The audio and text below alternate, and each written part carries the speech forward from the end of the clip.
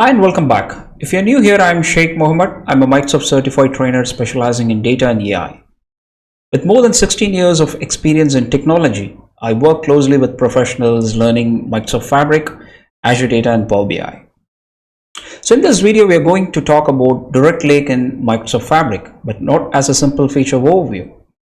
A Direct Lake can be a fast path to analytics, but if we treat it like magic, it can also become an architecture trap. So many teams look at Direct Lake and immediately think, okay, great, we can avoid imports, reduce refresh complexity, and report directly on OneLake data. That direction is powerful, but it is one of the reasons Fabric is so interesting for Power BI and data platform teams. But in real enterprise environments, the question is not only whether Direct Lake is powerful. The real question is whether the data, model, capacity, and even the security design are ready for it. So this video is part of my enterprise reality style of content, where we are not going to focus on every single button or every configuration screen in Fabric. So instead, we are going to discuss how an architect should think before choosing Direct Lake for a production reporting solution. So by the end of this video, you should have a clear decision lens. When Direct Lake works well, when import or DirectQuery may still make sense, and what you should validate before moving to production. The usual explanation of Direct Lake is simple. Power BI can analyze delta-backed data in OneLake without the classic import refresh pattern. That is true and it is useful, but the explanation is incomplete for production decisions. In an enterprise project, if you think about it, Direct Lake does not exist alone. It meets real table design, delta layout, semantic models, capacity limits, security requirements, and real business users running unpredictable reports. This is where decision becomes more interesting. If the data is already curated, modeled clearly, and optimized for analytics, Direct Lake can feel like a very natural fit. But if the upstream data is messy, if the semantic model is not designed properly, or if the capacity planning is ignored, Direct Lake will not magically fix those issues at all. So my key point here is this: Direct Lake is not a shortcut around good modeling, it rewards good architecture. Alright, so that's the lens for this video. So we are going to treat Direct Lake as an architecture decision, not just a storage mode option. So the goal is to help you answer a practical question. Should I use Direct Lake here, or should I pause and fix the architecture first? So let us build a simple mental model for where Direct Lake fits. At the bottom of the architecture, we have data in OneLake. In Fabric, that data is typically stored as delta tables through experiences like Lakehouse or Warehouse. Direct Lake allows a Power BI semantic model to work over these delta-backed tables in OneLake without requiring a traditional imported copy of the data into the semantic model. That's the big idea. The data can remain in OneLake while Power BI can still deliver interactive analytics through the semantic model experience. But it is also important to understand that Direct Lake does not remove semantic modeling at all.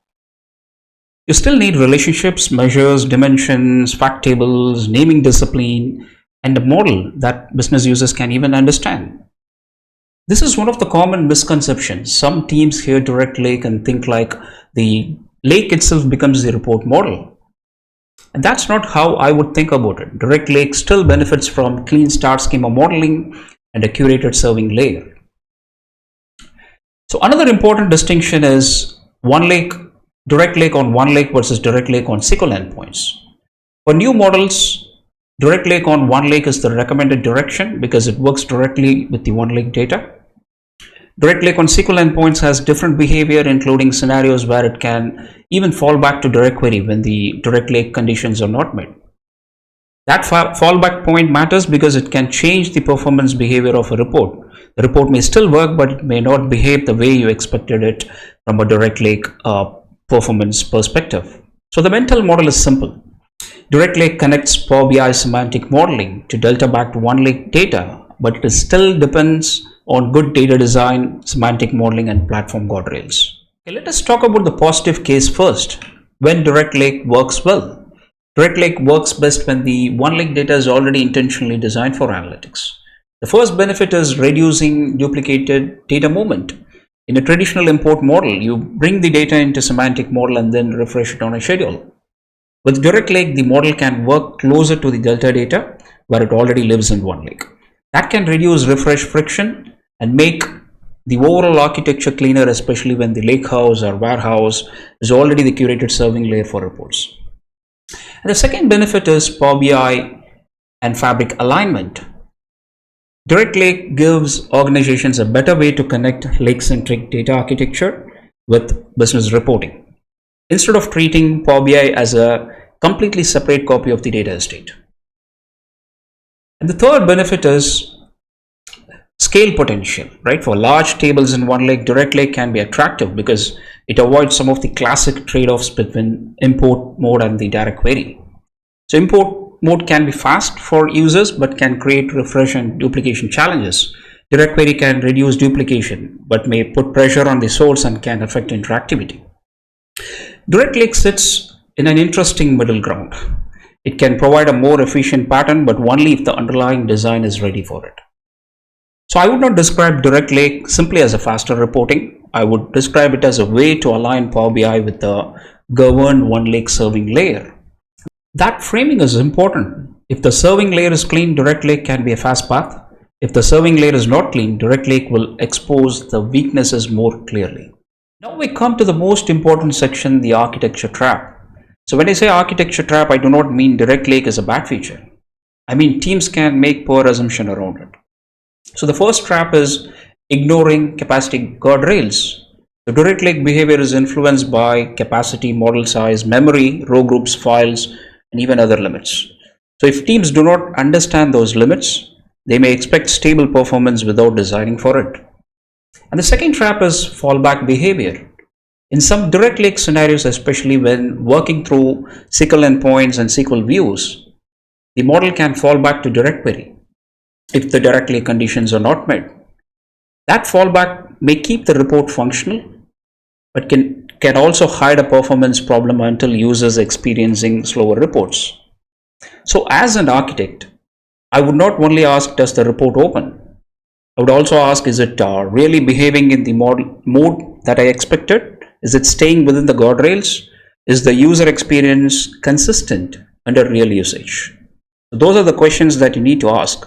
And the third trap is weak delta table design.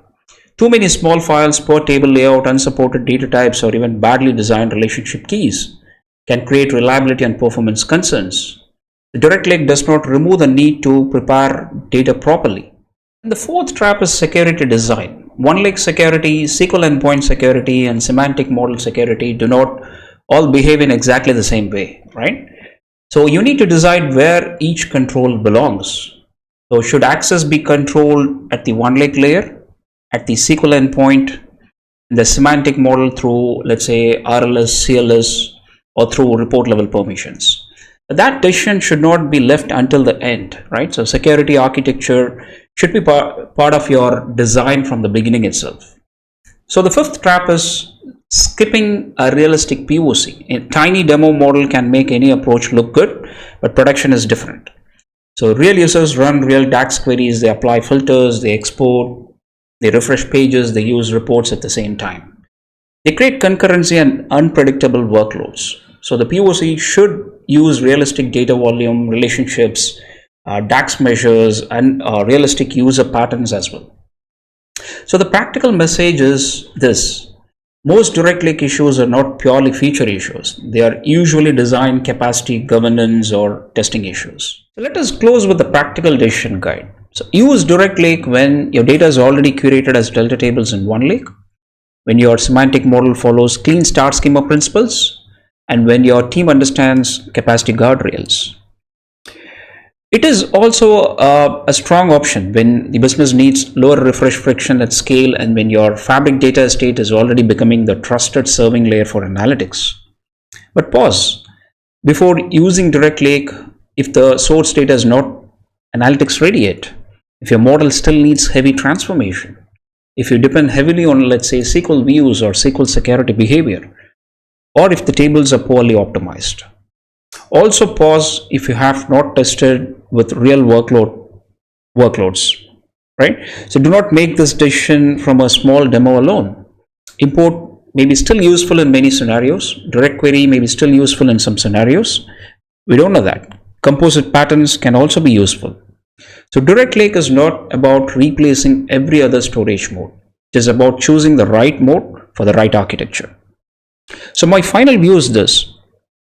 Direct Lake is the fast path when the architecture is ready for it, and it becomes a trap when teams use it to avoid architecture.